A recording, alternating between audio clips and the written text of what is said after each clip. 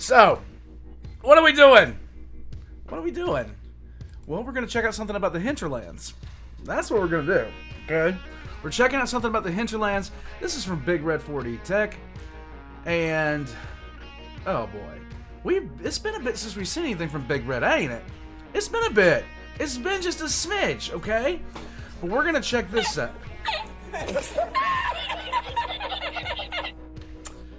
We're going to check this out.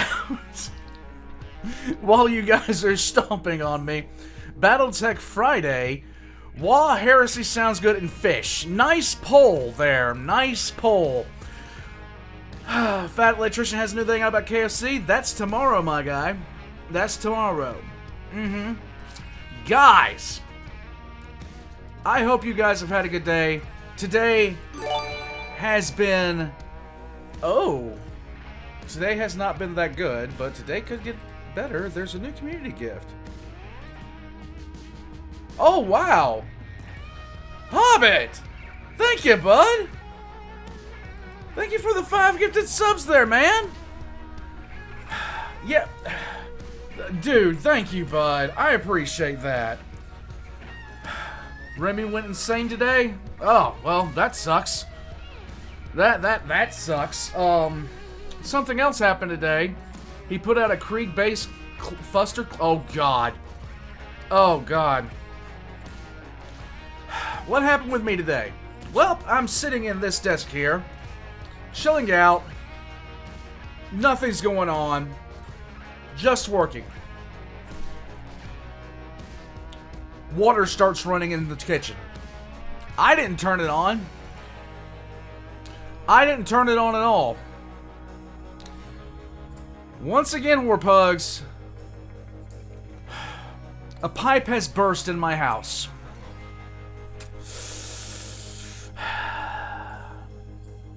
I love the plumbing in here.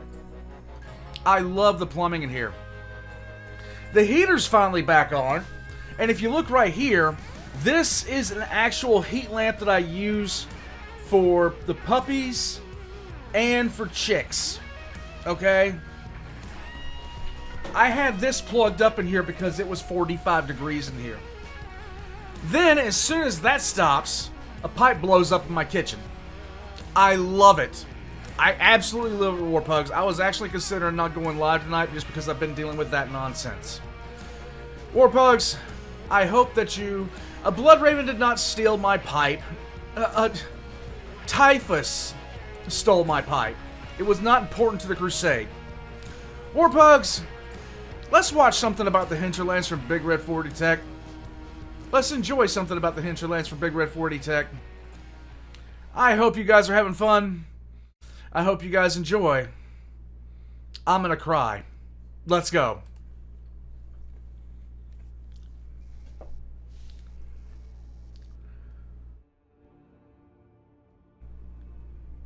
Let's go, Warpugs.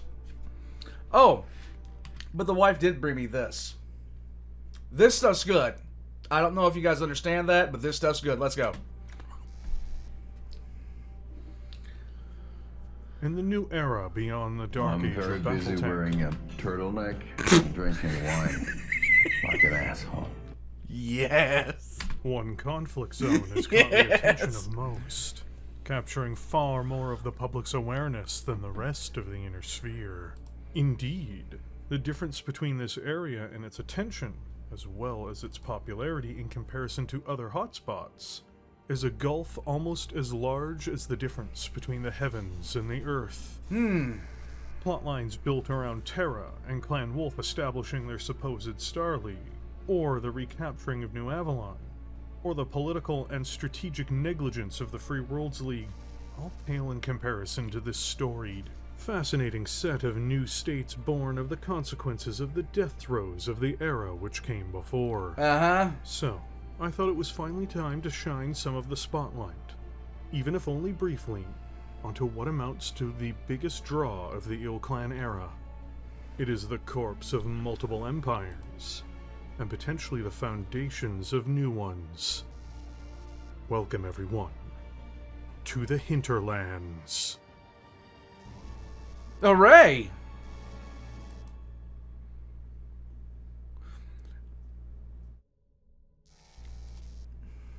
foundations. Well, when a mommy clan and a daddy inner sphere get together, no. For those of you who have not kept up with the Space King the Pipe Burst was bad. It was very, very bad. It would have been a lot worse if I didn't know it was happening. Like if I had waited. I just happened to take off my headset, and when I took off my headset, I heard the water. passage of time in BattleTech into the latest century. The Hinterlands is a region of space that is mostly situated in what is traditionally Lyran territory. To be clear, though, its borders extend beyond that as well. Yes, Hobbit, I this am space, one. though, was hotly contested by the Draconis Combine for much of the Succession Wars. Who, to be clear, though, were the main aggressors, attempting to wrestle this space away from the Lyrans. But to get back into the general area, the most important and key world across this stretch of territory was the planet of Tamar, one of the founding members of the Lyran Commonwealth itself. Why did this thing from the Next Generation, Picard, and at Tanagra, anyway? And while threatened, it never properly fell to the dragon and managed to cling onto House Steiner. This all changed, sadly, with the clan invasion. Yay! The Hinterlands, as it is known today, was directly in the invasion pathway of the Jade Falcons and Clan Wolf, which both went on to dominate the region thoroughly. Tamar fell to the Wolves in the initial attack, and huge swathes of territory in the rest of the area fell to the Jade Falcons. The people of this occupied zone most exceptionally suffered under the yoke of clan occupiers, as their culture and economies were radically changed to serve their new masters. Yay! Some of the territories within this sector of space did remain under House Steiner as well, though, but they were either heavily militarized in order to be a bulwark against further clan incursions. No, Space Keeper, this just happened to happen right underneath the sink. Like, literally right underneath the sink, so it's not any... I don't have to do a whole bunch of exploration to find it. I'll put it to you like that. Or lived under the fear, and sadly the reality, of further clan advances. To be clear, though, Clan Jade Falcon, from the moment they arrived in the area, truly became its master. Uh-huh. With time, their territories... Dragon, thank you, dude! And their rule seemed entirely without any form Thank of you for the objection. subbing, bud. The Hinterlands could best be described almost exclusively, eventually, as the Jade Falcon occupation zone. Sweet! And their hold on their conquered kingdom was a death grip, even in the face of ruthless challengers. Clan Steel Viper, Clan Wolf, the Society, Clan Hellsources, the Word of Blake, and the traditional rulers of the region, the Lyran Commonwealth, all failed to supplant the Falcons from their nest. And if anything, their territories expanded all throughout the clan invasion, Fedcom Civil War, Blakist Era, and Dark Age. Okay. In fact, it especially took place in the Dark Age, as one Malvina Hazen came to power, though her rise to prominence would truthfully be the beginning of the end. Malvina revolutionized clan warfare through her interpretation of the Mongol Doctrine, in that she effectively embraced total warfare and terror-based war campaigns. Planet Hey, Razor, what's up?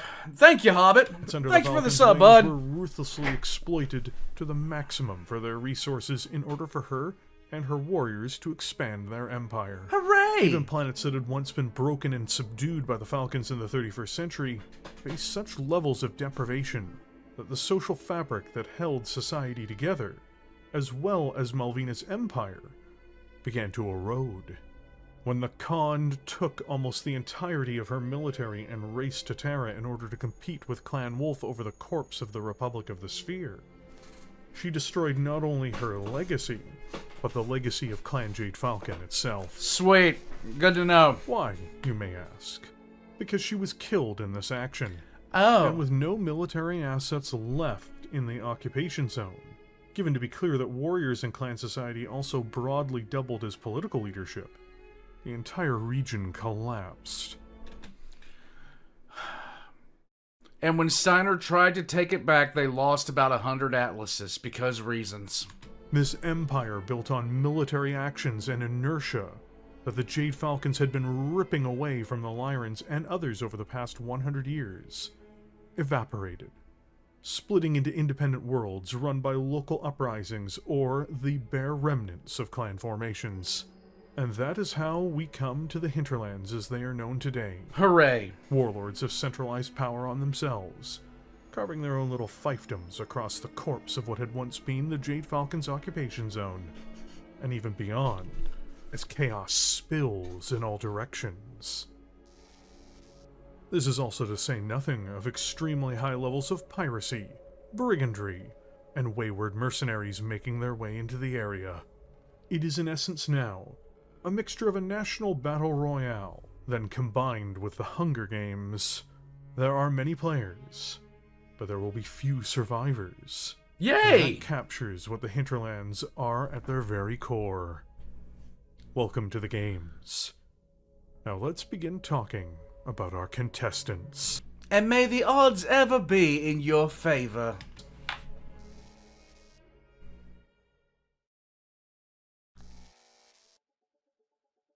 The unlucky contestants.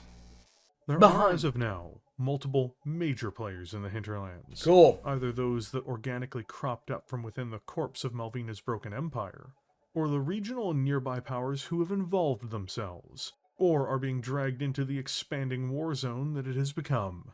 This also says nothing of the dozens of independent or small coalitions that now exist within the whirling mass of political and military chaos. I think it only fitting for me to go over the major players, however. Let's go. As it is they who are going to determine the future of the region. Because the Hinterlands, as they are now, are temporary. By the end of the process that this part of space is undergoing, it will look much different, and many of these names will be consigned to the dustbin of history. And so now, without further delay, let us look at our first contestant. The Behind door number 1. longest denizen of the area, the bluest part of the map, and one of the mighty successor states to the Star League, the Lyran Commonwealth.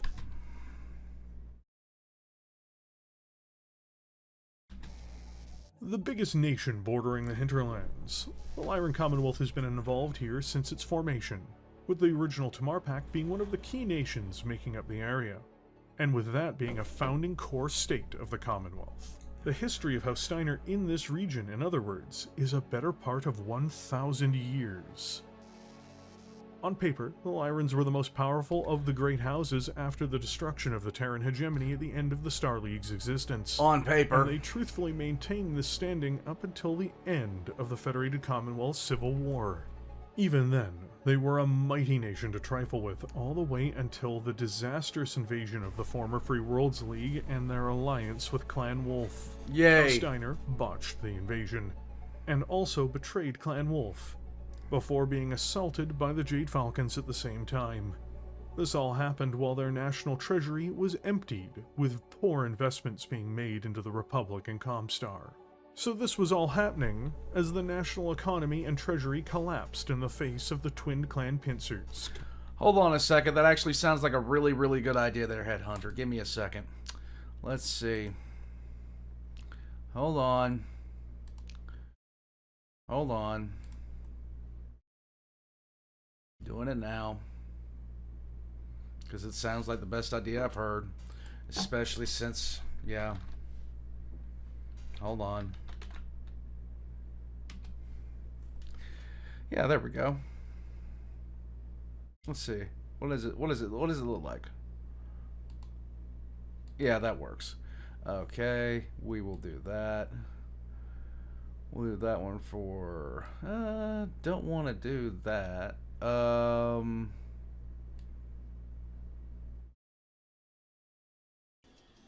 Pug? Yes.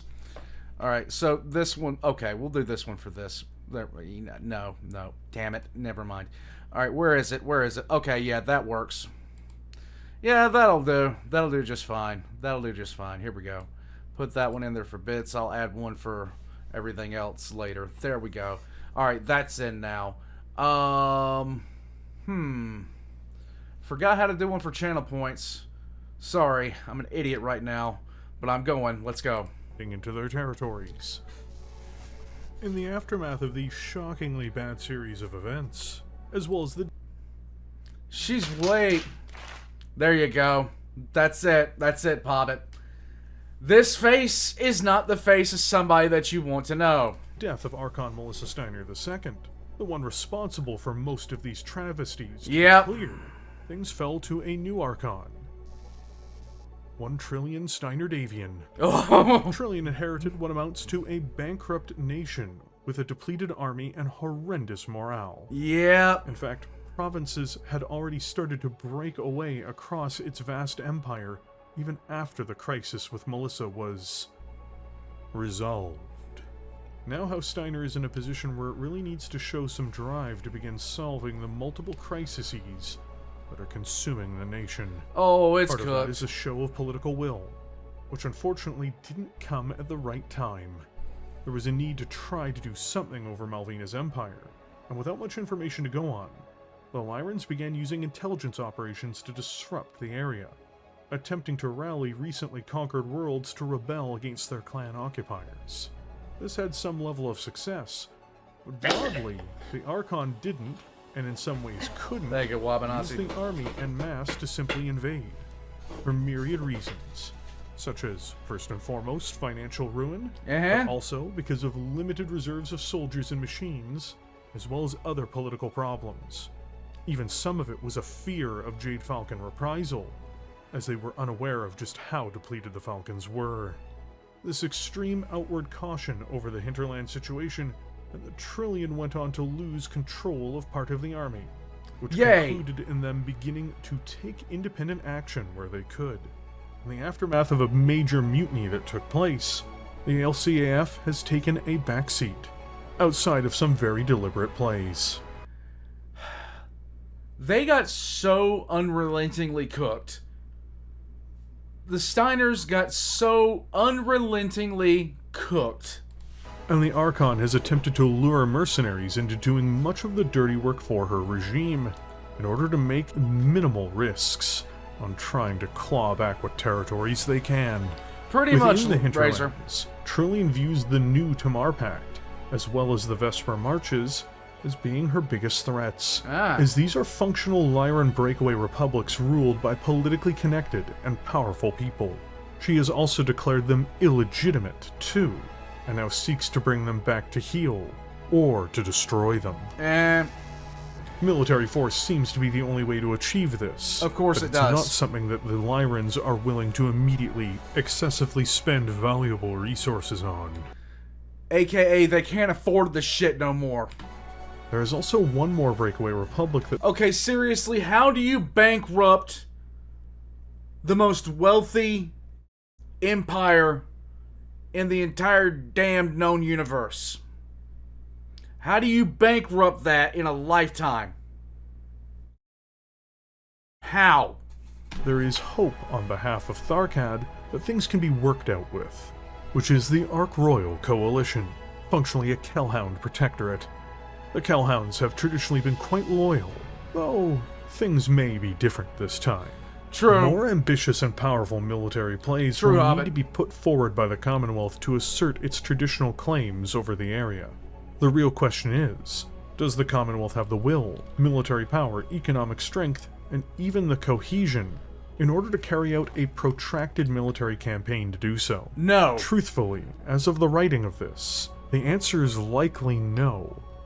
House Steiner's position has never been worse, and even though it is still a great house, it has more enemies to worry about than just what is happening in the hinterlands.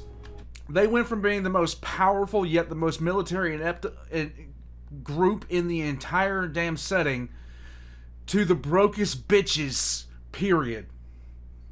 They're more broke than Canopus cat girls. Does the old fighter still have the punching power to knock out the hinterlands? No. At a minimum, this unwieldy, wounded titan just might be able to get the job done, if it can find the strength to do it. No bitches, Fox Leader. The ultimate None. underdogs amongst the main players in the region The Vesper Marches are one of the meaningful powers to emerge in the aftermath of Malvina's folly. Cool. However, its true origins reside from within the power politics of the Lyran Commonwealth in the unstable times of the 3140s. Duke Vidette Brewer, the master of Defiance Industries and the former Lord of Hesperus, who is also, I should... Okay. Real quick. Why is there an Avenger? Okay? Why is one of the Avengers up in here running this society? Just a question. Okay? Can't remember what that guy was called. Had the wingsuit. I'm an idiot. Ad, the leader of the Hesperus Guards, is one of the few people without the Steiner surname to be able to call himself Archon throughout Falcon? most of history. Though it was brief, it was he who first ousted Melissa Steiner II in 3141, and did little better than the woman he'd removed from power. He showed his true colors when he fled the capital amidst the collapse of the Lyran state all around him. Nice. This cockroach, as the late Captain General Anson Merrick once adequately described him, moved towards the breakaway region of the Militia Theater in order to take it over with his own personal army, and also to rebuild his credibility as a fighter and a leader. He looks like Idris Elba. I can see it. Taking the planet of Militia through this process, and quashing an uprising against his political ambitions and allies on the planet, he'd expand out what he called the Vesper March's borders more broadly, as he began taking command of his local abroad within the Hinterlands. He has also gone out of his way to rebuild the industrial base of the region, and has done so through his ties with smugglers from the Malthus Confederation, though also as well from his supporters in the Lyran merchant cartels. It is clear that Duke Vidette Brewer is far from done. The man's ambitions are as endless as his lack of morality. Yay! Even if all of these plans turn awry, even if everything falls apart around him again, there is almost certainly another fallback position for him to take. When the BattleTech universe comes to an end, when humanity is scoured from the stars, Vidette Brewer will be in the final bomb shelter somewhere with a can of beans, waiting for his moment to rise again. And he'll be there with Cher. The man's a menace, and thus, so are the Vesper Marches. Their quest for dominance may be the most dastardly of anyone's. At the rate things are going, this madman might just end up being Archon again. Loyalty is a funny thing. When one loves their country and swears loyalty to it, are they swearing loyalty to the state, or to the people themselves? Hauptmann General Sarah Regis had to ask this question in 3151 when she saw the husk of the Lyran Commonwealth doing nothing, in her own immediate perspective, in the face of the collapse of the Hinterlands region. Military intelligence and recon had determined the Falcon OZ in the region around Kenderstag essentially had vanished, and instead had been replaced by local governments formed of people who had cast off the chains that Clan Jade Falcon and Malvina Hazen had shackled them with years prior, in order to protect the various peoples across the now abandoned worlds who once called the Lyran Commonwealth home. Regis did something audacious. She wasn't going to stand by while Tharkad dithered any longer.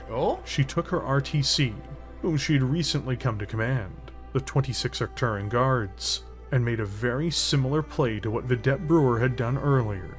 Only instead of doing it to save her own skin, or to launch her own lofty political ambitions, Sarah Regis was doing this for what most people would consider the right reasons. At least at first. Okay. As always, the road At least at first. Why is that statement needed now? to hell is paved with good intentions. Of course it is. Perhaps Sarah just hasn't gotten there yet.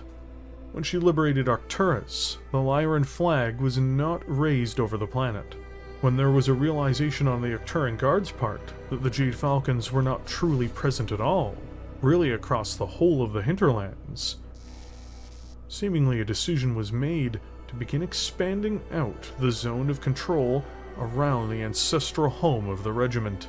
A commonwealth had been formed by the Isle of Skye, Tamar Pact, and the Protectorate of Donegal, coming together to form one stronger union. but it truthfully wasn't stronger for everyone. Oh. Tamar suffered the brunt of the Draconis Combine's aggression throughout the Succession Wars, and the rest of the Commonwealth seemingly never truly supported it. Of course. At least from the perspective of the local nobility.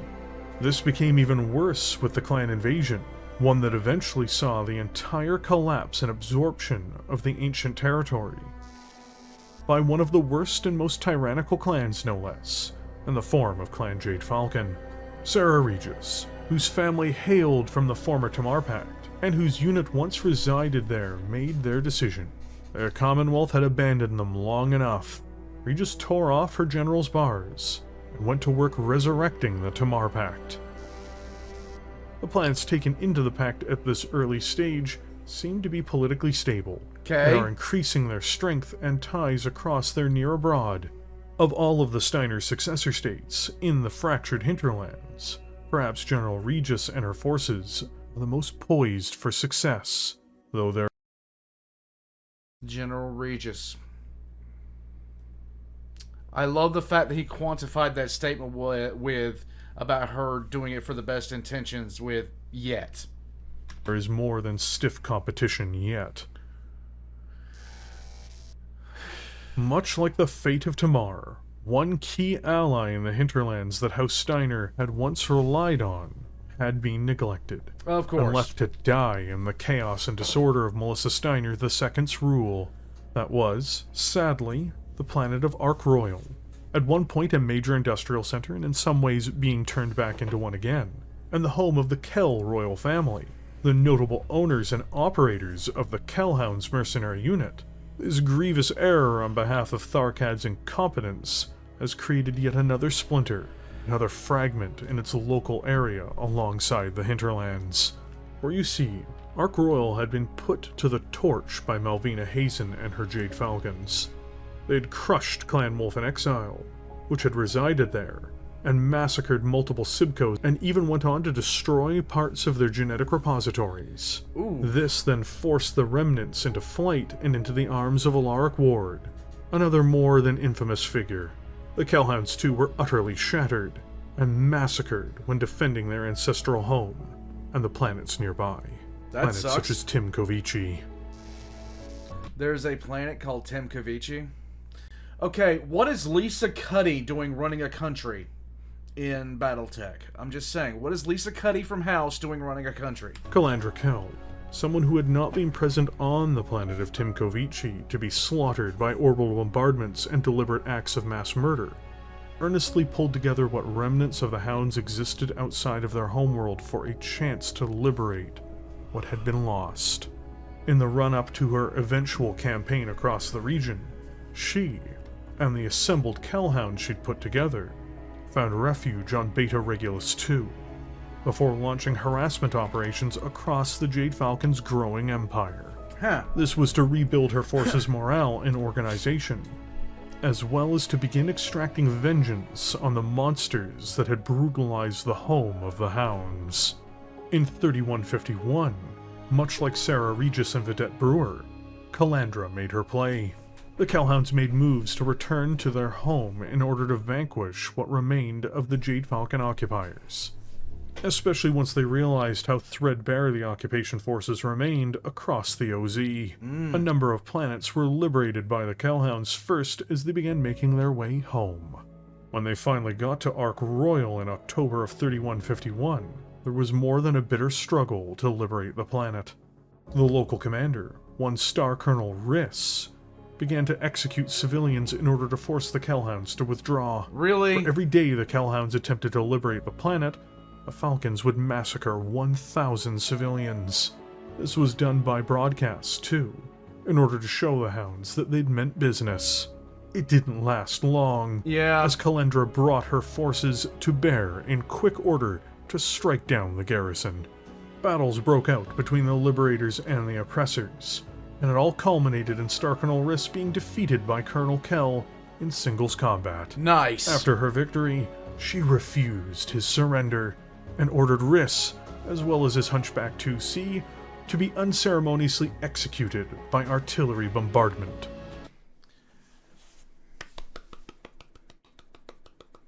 Very good.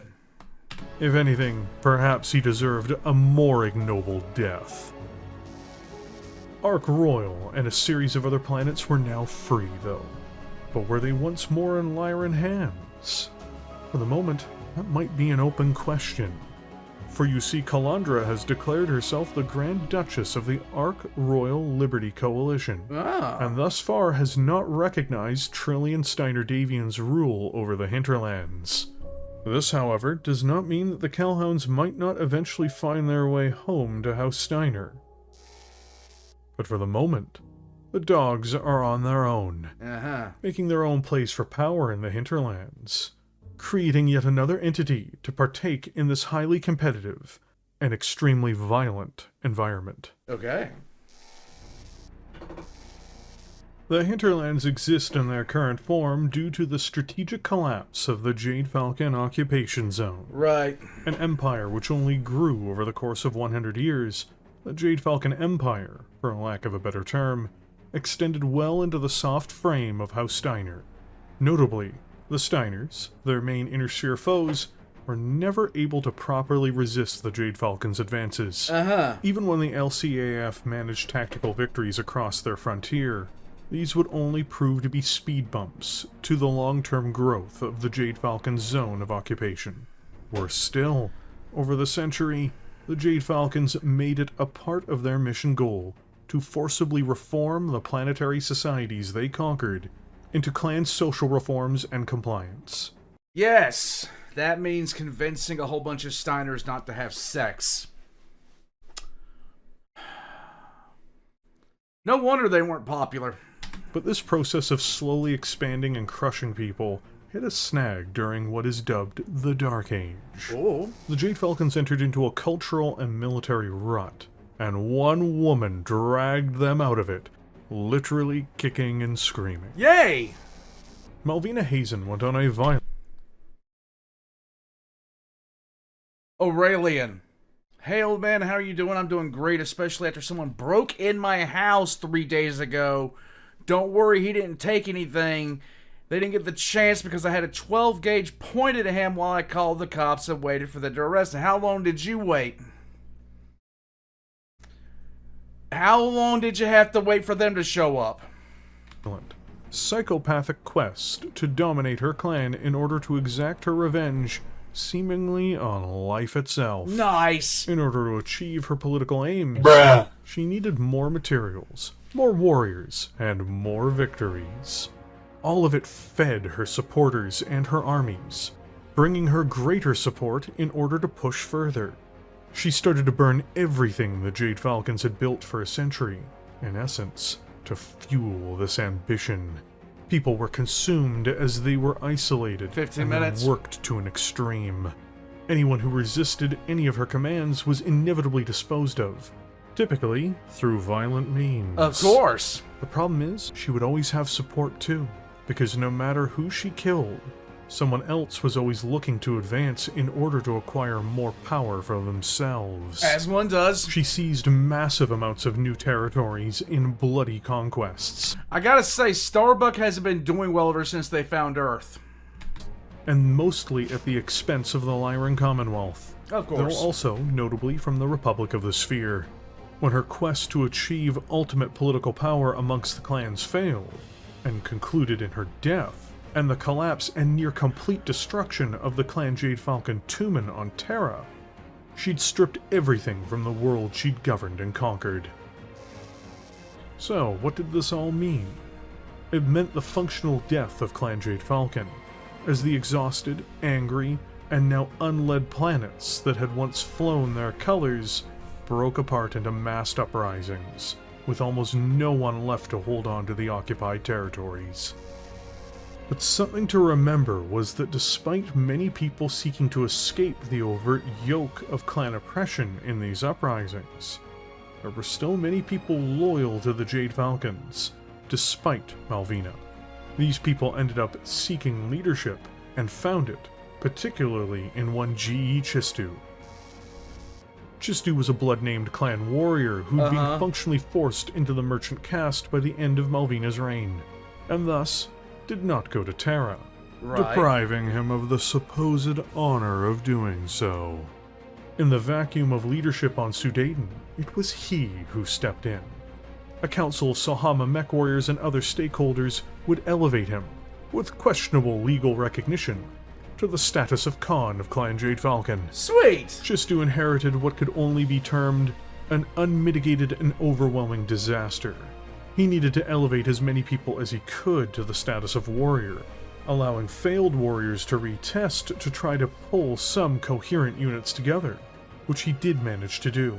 He then went on a single, desperate raid against Clan Ghostbear in order to steal the entirety of their graduating Sib cadets locally, which, to be clear, he accomplished, if only by the skin of his teeth. This gave him a If the plan is stupid, but it works, was it stupid overall? base of military power that would make Sudaden and the surrounding worlds that pledged loyalty to him, at least in the short term, viable. Sudaden itself was the most important and prized planet the Falcons had held prior to the collapse of the occupation zone, as it was their former capital, and with time he knew he could use its Sibcos, industrial output, and overall facilities and workforce to drive his competitors back. There you go. But this did not mean there wasn't going to be compromises. To hold on to his position, Chistu had to release some power Exactly, Headhunter, in one of the most heavily contested legions of space. to other castes, particularly the labor caste, making his rule far from absolute. Though these types of negotiations are the norm from Chistu, it would seem, who learned a great deal while he was in the merchant caste. As of this moment, he will do anything and change almost any rule in order to ensure the future prosperity of the Jade Falcons. Because of this, he is often compared to a used car salesman trying to make a deal. This comparison is not entirely unfair. He would also find that almost the entirety of the merchant caste had joined another state, leaving his newly founded remnant still in an incredibly vulnerable position. The greatest test the Falcons faced was the Battle of Sudaden, where the vengeful Hell's Horses, outraged by what Malvina had subjected them to, attempted to seize the planet. They had chosen to ignore clan traditions in order to crush the Falcons underfoot, but instead found a humiliating defeat for their trouble, as Chistu and his Falcons were far more capable of fighting dirty than the horses ever imagined. This victory, along with his survival against a Malvina loyalist coup, cemented him as the true master of the Jade Falcons. He is now to guide them through the uncertain waters around them, in order to restore that which was lost when Malvina almost dragged the entirety of the clan to hell with her. Whatever their fate, Chistu has already transformed the Jade Falcons in radical ways. By the end of his reign, how much further will they transform? That has yet to be determined, but they will view themselves as clan warriors still, unlike their primary, Falcon-descended competitor. Not everyone was overly pleased with the status quo in Clan Jade Falcon, including some who would be described as Falcons, it would turn out. It's a shocking revelation, I know, but clan society creates an enormous number of losers and very few winners. Yay! With the collapse of the clan's authority in the wake of Malvina's mistakes, those that perhaps had envied their Sea Fox counterparts made a move. The Alina Mercantile League emerged when one What is Senna from League of Legends doing in BattleTech? Merchant Queen Marina took the majority of the clan's sizable merchant assets and treasury, and secured her place at the head of a new stellar empire built around it. But these are hardly even just merchant clanners in disguise. They openly reject the clan's ways of speaking. They are notably also outright hostile to the efforts of the clans as a society and want to essentially free themselves. Wait. Marina, since her rise to power on Alina, has hired out extensively to mercenaries, who are given lavish rewards for their services and loyalty, and who have begun pressing in all directions around this new league. With the help of their merchant forces, the Mercantile League survived an incursion from the Hell's Horses even, and are now positioning themselves to confront their most hated enemies in the form of the Clan Jade Falcon remnant. Politically, they allied themselves with the regional Sea Fox settlement on Twycross, and Hobbit, you're not joking. You're really not joking. using their money and technology as leverage with their mercenaries and more permanent sellswords within their ranks. The merchant empire Marina is forming perhaps will stand the test of time. Hooray! Though, to do that, they will need to survive far more dangerous trials than they've already faced. And worse, as fate would have it, in order to survive, Clan Jade Falcon may need to confront the Alina Mercantile League in order to secure vital financial and material resources for their own victories. A clash seems inevitable. While the League rejects their Jade Falcon roots, it's notable that there will likely only be one successor to their legacy, whether they like it or not. Huh. The real question is, which bird will emerge victorious? What everybody heard about the bird. The Hell's Horses have not I'm exactly sorry. covered themselves in glory throughout much sorry. of clan history. Not because they are particularly dishonorable, but simply because they've struggled to be a relevant power, and often they have struggled to achieve notable victories. Much like Googling French military victories in a much earlier point of the internet's history. There's a lot more Hell's Horses shortcomings than successes.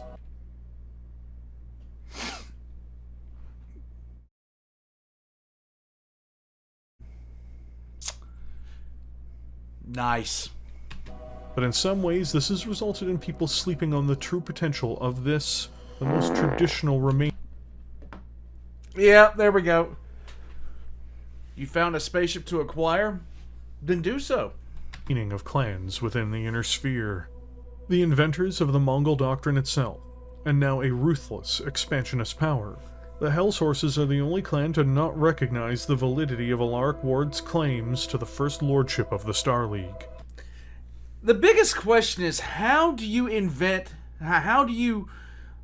adopt and make your own war style? How do you do that and then have somebody take that style and do it better than you? That's the question I have for them. They have now claimed the former Jade Falcon occupation zone for Nice themselves. colors, though. With the Falcon occupation zone being little more than a fantasy, on paper, the Hell's Horses began Operation Stampede, an effort to not only expand their power, but to secure their future against the new Star League at the heart of the Inner Sphere. Hooray. They would consume the Falcon occupation zone and reap the benefits of war-making industries and populations there, in order to begin the process of asserting themselves across the rest of human space. Go for Controlling it. the Hinterlands and their own occupation zone would make the Hell's Horses, over time, a greater power than even the Rosselhaig Dominion, the mightiest clan hybrid state in the Inner Sphere. This ambitious plan, however, seems to have failed, at least for the moment. Khan Amaralt was blamed for their shortcomings against the Alina Mercantile League and G.E. Chistu's Jade Falcons. There was also the separate matter of the periphery regions on their northern border beginning to heavily raid the horses as their forces began to spill into the Falcon occupation zone. Okay, look. I'm just going to say it bluntly. If you can't fight the periphery, and I'm not including the Taurians in this because the Taurians are a different breed, but if you can't fight the periphery, it's time for you to stop trying to convince everyone you're a major fucking threat. Okay? I'm just laying it out there, okay? I'm just saying. Because of his failings, the Khan was trialed against and replaced by Sakan, now Khan, Falk Lacerna, who was dramatically more aggressive and a much more hardline figure within the Hell's Horses' political structure. Okay. These setbacks, though, were born more of the horses' overall arrogance and their hubris, underestimating most of the Jade Falcon remnants by not treating them like real foes. They were forced back and forced to reassess. However, there were some successes. Firstly, they consumed the Trakina Ascendancy, another Jade Falcon successor state and a rival to the League and GE Chistu's Falcons. They also made progress in the south of their empire, essentially making it appear as though their Tumen has begun the process of almost pincering the Hinterlands. These gains, though, don't justify their setbacks, and once they have readjusted their plans, it is almost assured that the Hell's Horses will continue their stampede across the region. Okay. No other major power, locally, can directly match their military might at this time. If wielded with more precision, they may well become the masters of the entirety of this territory, and further, they may even become an overt threat to the weakened Lyran Commonwealth, the other great power vying for influence and control over the Hinterlands. The Horses, for the first time since they've arrived in the Inner Sphere, are truly playing a dangerous game with high stakes. It very well may end up becoming winner takes all, depending on how things evolve on Terra. They either must seize the resources they need to weather Alaric's storm, or die. Yeah, that's a good one. One of the greatest military powers, perhaps even in the entirety of the Inner Sphere, the Rosselhaig Dominion is now a miserable shadow of its former self. Once superbly led, this hybrid state not only eradicated 30% of its own standing military in what amounts to the stupidest civil war of recent history.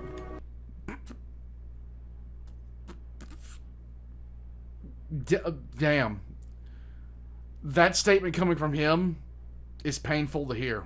They are also led by a man I would best describe as strategically inept, in the form of one Prince Hjalmar Muraborg. It was under him that not only the Ghost Bears were urged to join the Star League after the resolution of their somewhat inconclusive civil war, the League notably being an enterprise run by their long-standing enemies, Clan Wolf, and being something that the Dominion did not institutionally even believe in, but they also directly invaded the Draconis Combine to win a, quote, short war, unquote. You know, the second most powerful house in the Inner Sphere, with a coordinator who needs credibility to stay in power. So, you know, just a long-standing rival with no reason to end hostilities until they are actually defeated. Yeah. This also says nothing of GE Chistu Clan. Look, I don't like Karita. You know, I just don't. But that doesn't mean I'm going to sit there and go out of my way to try to piss them off. That... Counting on them, and rightly so, by taking advantage of their ore situation. So needless to say, the Dominion has been distracted from directly getting involved too much in the Hinterlands. Sweet. But this region still borders their republic, and they are still involved in it. They have, despite the ill-conceived war with Karita and internal stability problems, now opened another front, beginning probing attacks against the Tamar Pact, their most immediate Hinterlands neighbor. Though one does not need to imagine very hard things exploding between the Star League Loyalist Dominion and the anti-Wolf Clan Hell's Horses. Yeah. Ironically enough, the anti-Wolf Clan Hell's Horses will likely have more in common with the average Ghost Bearer, traditionally, who also had more than their own problems with the Wolves.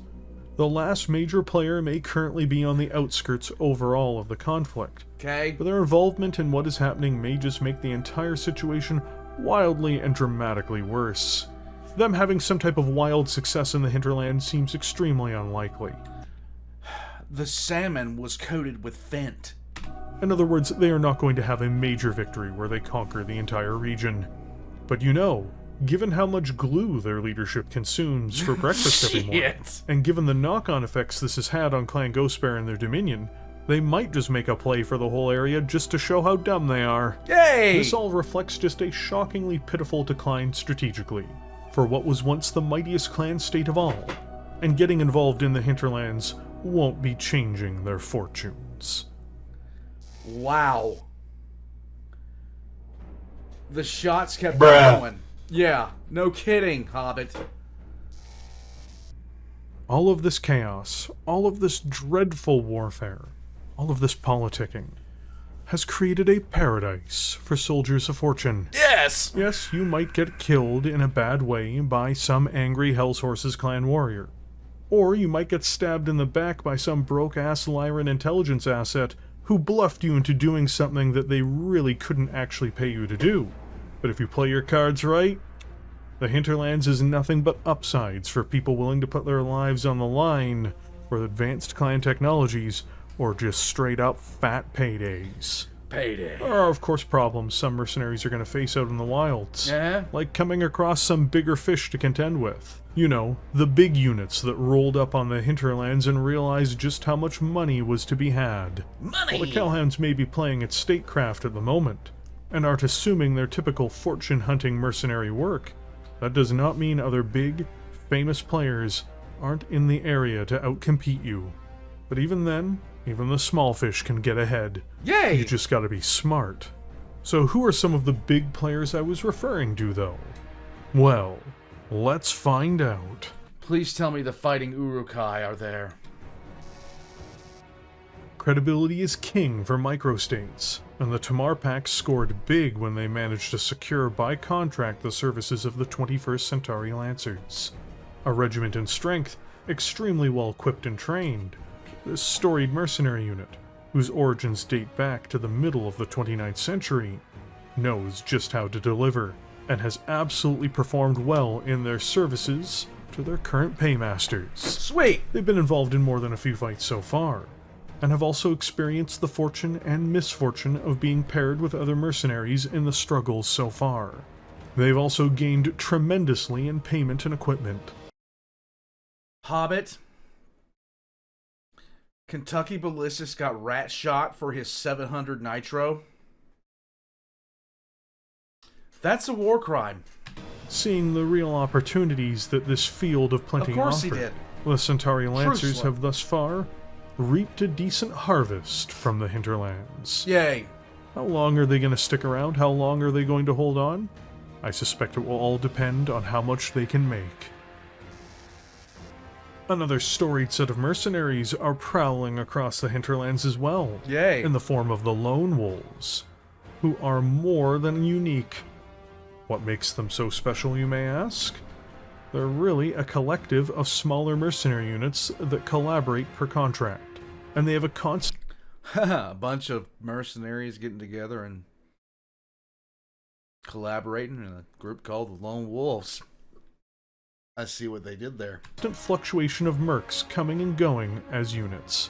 It can be dramatically unwieldy, but their current overall commander, Albert Bugsy Heidegger, manages to herd the cats in the units for his, and of course their collective benefit. Nice. Fighting for several forces, including clan forces directly, is also the Wolves' biggest claim to fame, as they really are the first mercenaries to take what is effectively a contract from a clan. Huh. Even if, for Bugsy, formality's yes. sake, it wasn't exactly that.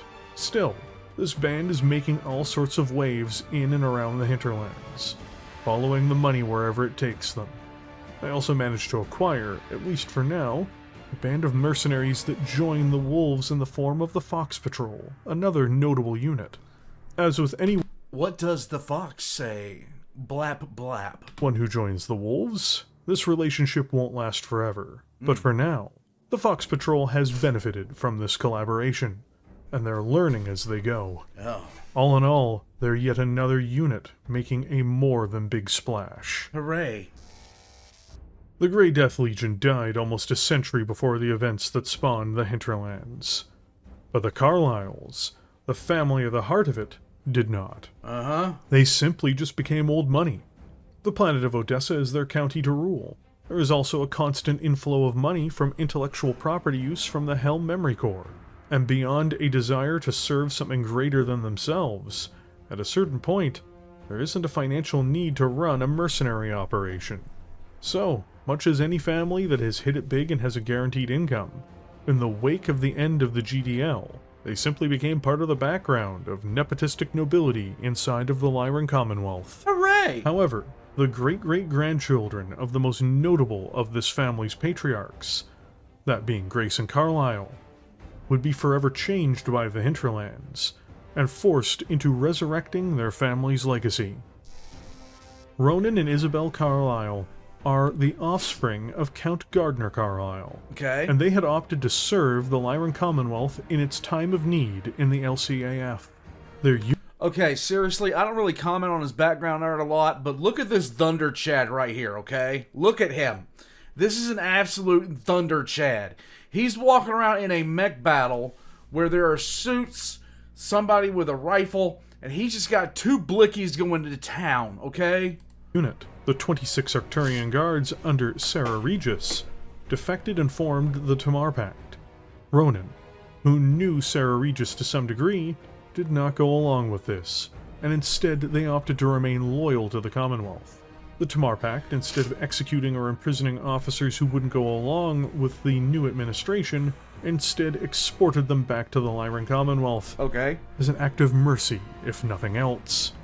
Carlyle, when reporting back, was informed that they were amongst the traitors, or that they should have stopped said treason, and as a result were dishonorably discharged on garrison.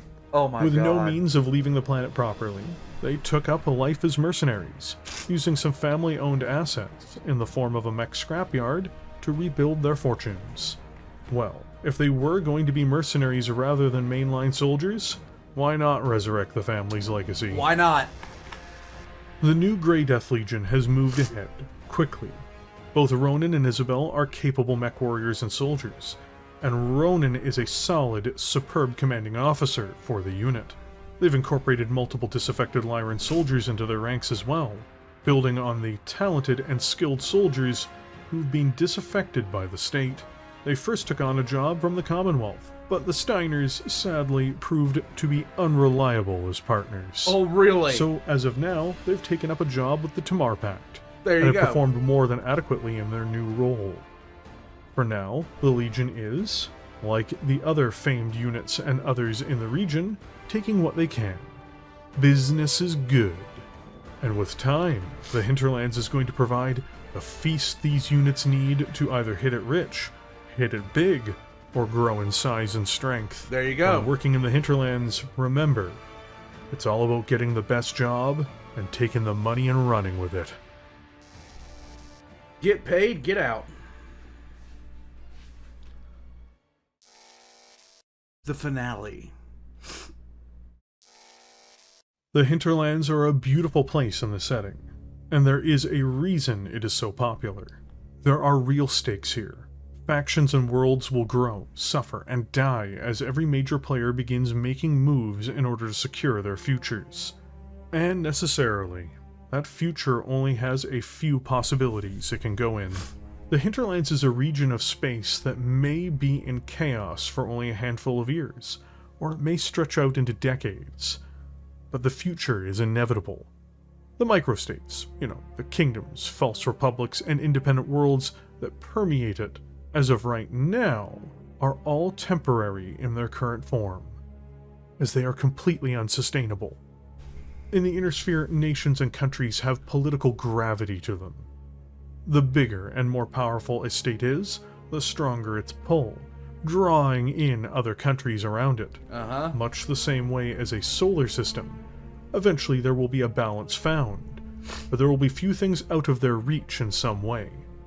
The Lyran Commonwealth, if left alone, will rebuild its strength and begin to draw its wayward components back into its own orbit. Okay. The Hell's Horses, if they can readjust quickly enough, can steal this region for themselves. The fragmented fiefdoms scattered across it will not survive the force of these juggernauts as they pull and draw at the Hinterlands. Either they will be mostly annexed by the Lyran Commonwealth, or by the Hell's Horses, or split in between them in some way, with even some of its eastern fringes being captured by the Dominion or even Alaric Star League. This is the reality of the long-term future of the Hinterlands, whether it takes 5 years or 50. But there are two other distinct outcomes that are more than possible as well. Okay. Which makes this chaotic playground all the more fascinating. Clan Jade Falcon had centered this region on itself, and proved powerful enough on their own to pull and keep their empire together. Well, Yes, the Mennonites are coming, Sankili. biting into anyone who bothered them. It is unlikely that a military superpower will emerge from here once more. But even with that said, there is still more than enough industrial and human assets to turn this region into a formidable stronghold. The Steiners and Horses need this space in order to strengthen themselves within the brutal, unforgiving Badlands that are the Inner Sphere. If the region could be united by an alliance, where the major powers within agreed to form a new coalition, with a new government and military, Wouldn't happen. There's too many egos involved. There's way too many egos involved. And too many of them are dealing with disappointments and irritations. uniting Tamar, Ark Royal, Malicia, Alina, and Sudaden, they would be truly a mighty force once more. An alliance between the major powers here would be strong enough to ward off both the Lyran Commonwealth and the Hell's Horses, and would create something truly new. And it would be fascinating to see it growing out of the corpse of what had once been the Jade Falcon's empire. And there is yet another alternative as well. Vel estás. One microstate might simply become the master of the majority of the Hinterlands. For instance, Sarah Regis and her Tamar Pact could dominate the whole region, becoming a major power, somewhere between a periphery realm and a great house, and one using advanced technology. This is very possible and would change the face of the Inner Sphere. Another example might be that Vedette Brewer could dominate the region, and would use it as a platform to advance his own political and military reach, before using this strong position to destabilize the already dangerously wounded Lyran Commonwealth. This is another thing that could come to pass. The Ark Royal Coalition could indeed find themselves in charge as well. It'd be fascinating to see the Calhounds basically become their own empire in the north of the Inner Sphere. And while they That would actually be kind of interesting, just to say the least. might not be as hostile to the Lyran Commonwealth as Vedette Brewer would be, would Calandra simply bend the knee to Tharkat again? No. It's very questionable. The post-clan merchant caste ruled by their queen on Alina may also be the ones to create a financial and military empire. It's ironic to me that they would probably most mirror the Lyran Commonwealth. True. Only they would be younger, hungrier, and more robust. It's definitely not something the old man of the Inner Sphere would want to see appear on their borders either. And of course there's one more, because there's still a real chance that what came before may come again. And G. Chistu, with his Jade Falcons, changed by the fall of their clan, and willing to alter their customs to transform themselves as the Ghost Bears once did in Rosselhaig, may have an opportunity to dominate and restore the Falcons' hold over their wayward territories, restoring themselves, while becoming something new, and potentially coming to challenge the Ilkhan himself. Oh! You can never keep a good Falcon down. Or a bad Every one. option lay on the horizon. But across that horizon, it is certain, something like these outcomes, even if they aren't the exact future, seem to be the inevitable fate for this lawless, combat-driven land. And it is exciting. Glory, conquest, and profit awaits you, my friends, when you come to the Hinterlands. It is best to get in on the bottom floor, you know. You wouldn't want to show up late and then miss out on all the fun, would you? No.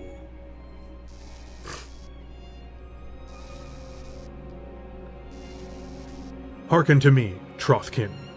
I am the Oathmaster. Though today it may be that I am the last Oathmaster the Jade Falcons will ever know. An enemy has come to stamp out the last of us, to grind our bones into the dust of the past and drive from this universe everything it means to be Jade Falcon. I am G. Chistu, Khan by your choice, and I say that it must not be. I have fought with you. I have trained with you. I have shared your struggles and triumphs these last few months. I know you to be true Jade Falcons, the strongest, the bravest, and the most pure in spirit since Turkina delivered Elizabeth Hazen her sword. You are steeped in honor far beyond what I could express. But our enemy has none. Of course not. They will not show you honor. They will not show you respect. They will come with blood in their eyes and murder in their hearts. And on our swords they will die. Very nice. I stand ready to lead you, and I swear that as long as I draw breath, the Jade Falcons will never die. Join me, and let us send the horses back to hell. This is our reed. May it stand until we all shall fall. Selah! Kanji Chistu. Okay. On the eve of the Battle of Sudeten, 7th of March, 3152. There you go.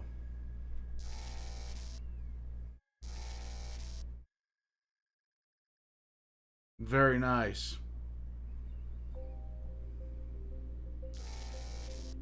Oh. For anyone wanting to indulge themselves in the Hinterlands, there is a ton of content out there for it. On the sourcebook front, you have the Hinterlands campaign book called Hotspot Hinterlands, as well as Tomorrow Rising. Both are fantastic resources, and Tomorrow Rising is considered, rightly so, the best of the Ill Clan era sourcebooks. So, it's basically a fallen empire with all of that and put into place.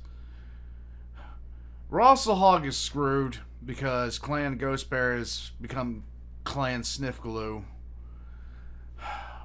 The Hell's Hounds, the Hell's Horses, they're a failure of a clan, but that's not really saying a lot. I can't really say for sure who would win any kind of confrontation, but I honestly think the Hell's Horses would, just because of the amount of territory they have. It's a big ask, Warpugs. But there is also a host of fiction that takes place here too. You'll find notable accounts in Shrapnel magazine, but there are also full-blown novels too. A Question of Survival and Without Question cover Clan Jade Falcon's experiences, and they are both excellent. Elements of Treason Duty and Elements of Treason Opportunity cover the Tamar Pact and Vesper Marches, and are insightful and fun reads. There's nothing like reading Vidette Brewer the Cockroach, I promise you. Then there is the new Grey Death Legion novellas, of which there are many, and these are excellent as well. I was never really a fan of the traditional Grey Death Legion in all honesty, but Ronan and Isabel won me over, and it has been a treat to read these books. There are more resources too, if you want to dive into the coolest part of the Ill Clan era. Originally this video was intended to be around 15 minutes long, but not only was there just too much information, I just had too much passion for this area of space to leave it as just that. And if you've enjoyed the Hinterlands in any respect so far, I really recommend checking out more about it. Almost everything they've come out with for this chaotic soup of a sector in space has been fun in some way. It came out today.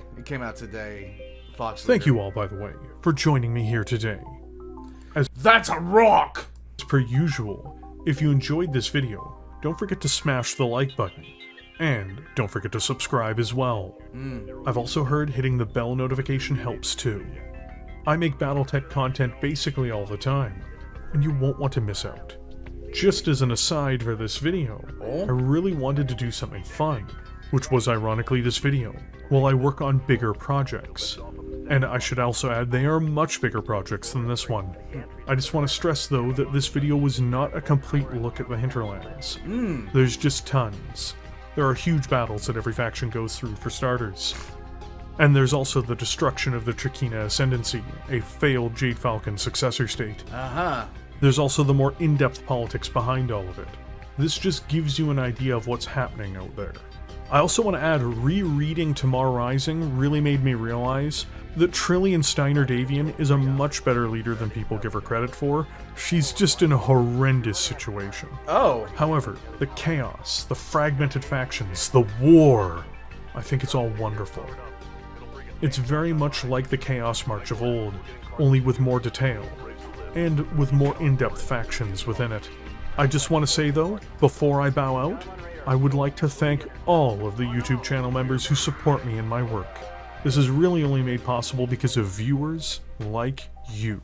Hooray! And if you would like to support the channel, the best way to do so is through a YouTube channel membership. And with that, what do you think of the Hinterlands? I think that's a rock. Warpugs. Make sure restrictions are turned off because that's a thing now. What are you talking about there, Fox Leader? Warpugs the Hinterlands. Okay? It's an assemblage. Okay, so anytime you have the collapse of a major power in any setting, even in real life, what you're gonna... Really? What you're gonna wind up having is a series of states just like this. And that's what I like about BattleTech in of itself, is that there are times where it approaches as close to real as you can possibly get. The Jade Falcons fall apart. Militarily, they were destroyed. And then suddenly, you have all this. Vesper Marches, like Vesper Marches, Tamar Pact, the Ark Royals, Jade Falcons Remnants, the Alita Mercantile, Hell's Horses, Rosselhog. You have all of this, okay? You have all of this.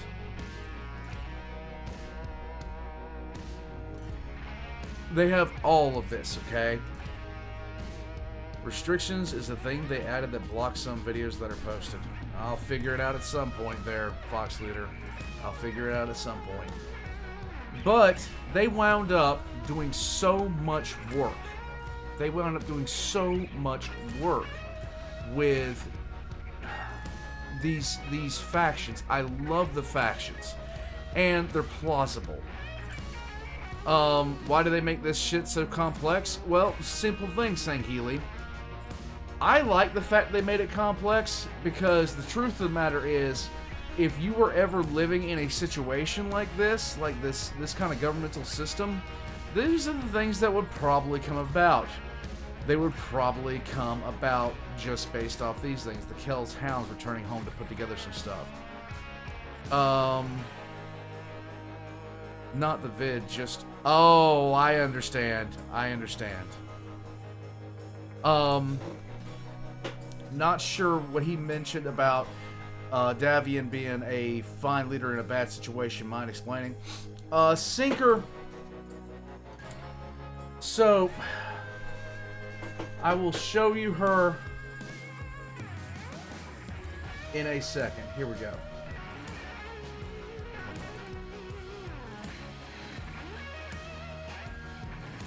Okay, so this is the woman here that absolutely destroyed the Lyran Commonwealth, okay? This is the one that destroyed it. She wound up bankrupting one of the most powerful, unrelentingly powerful groups in the entirety of the Inner Sphere. Just, how do you do that? I don't know. How do you spend that much damn money? I don't know. And this woman replaced her, and then everything fell apart. Everything fell apart. It just sucked. But because of that, now you have all of these different successor states. Now here's the thing. Here's where it really starts rolling down the pipeline. This is where it really starts to go from here. What happens if something else were to go down in the Lyran Commonwealth? The Lyran Commonwealth is in such a sorry state at this point in the BattleTech timeline. It's in such a sorry state that there's not much more that can go wrong with it. Its economy was the only real thing that kept it together as a power. That economy is gone now. That economy got shit on, okay? With its economy gone, how does it even continue to function as a power? It's lost territory. It's in a cascade failure. You degenerate fuck! Exactly, Hobbit. It's lost so much of its power. And the reason it's lost this much power is simply put because they don't know they've lost that economy. They lost everything out of that. Later, the University Capital of Lyman Commonwealth gets nuked. I am not surprised about that. I'm not surprised about that, Headhunter. Warpugs, Hobbit was saying throughout, it has been a really long few days for me. Sunday night, I got about 2 hours of sleep because I was worried about the pipes busting. Today at work, the pipes busted. It is what it is. Yeah, she got handed a state that would fall apart no matter what she did, Sinker. There were some things she could do, Sinker. There was ways that she could have kept it together, but it was literally she was handed a stack of cards that was already falling and then told to keep it together. There's really not much that she can do with that. Yeah, it was a long, cold week, Fox. It was a very long, cold week.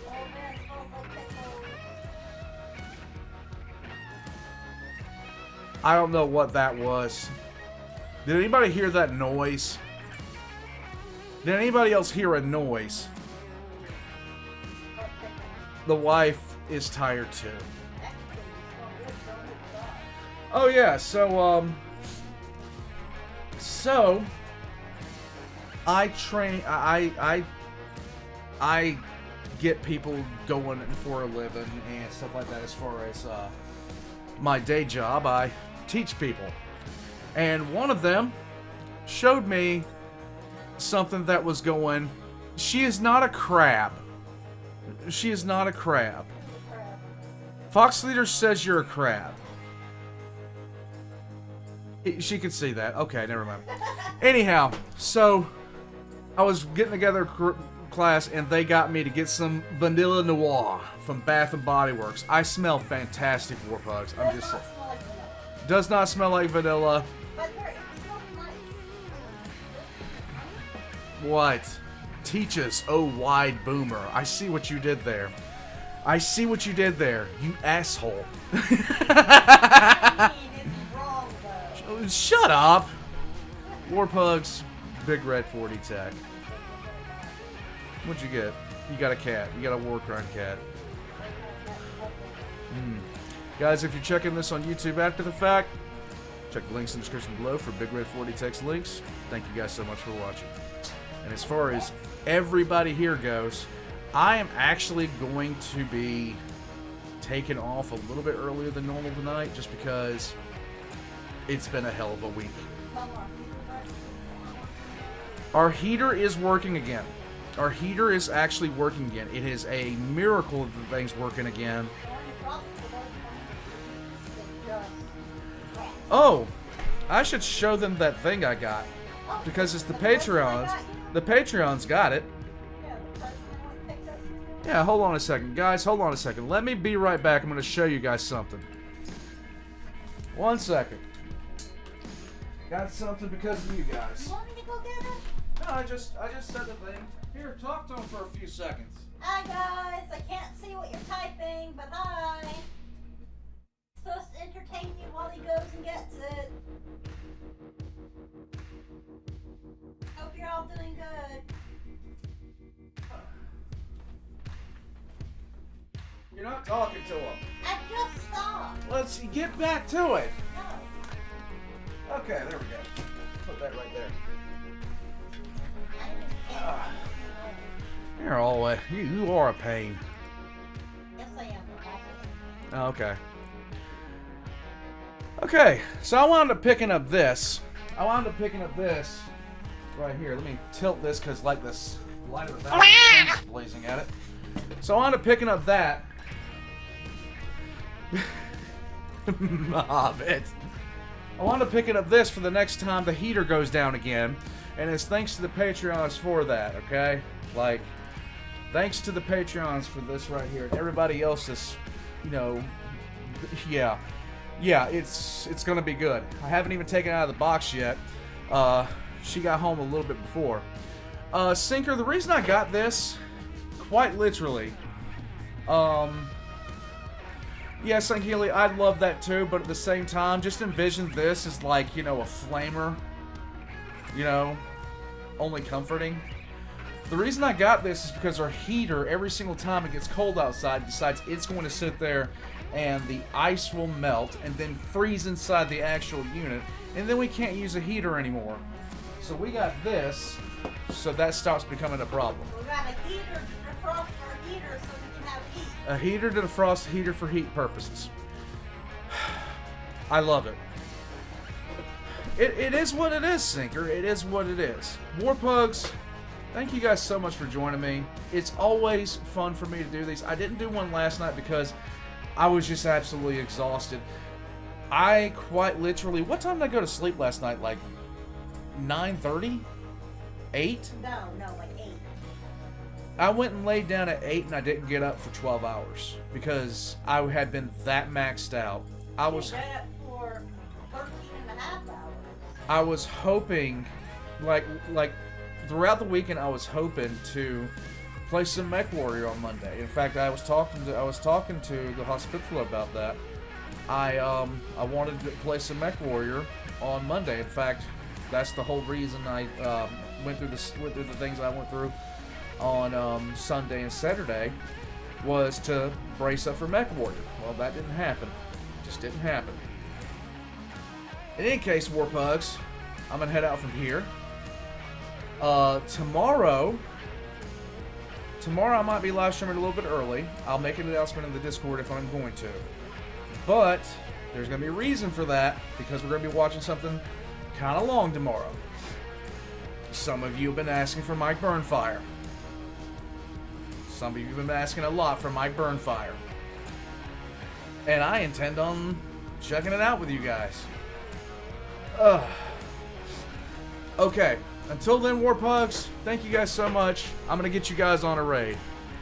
I know, Hobbit, I said the name right. You don't have to dunk on me, okay? I'm just... What? What?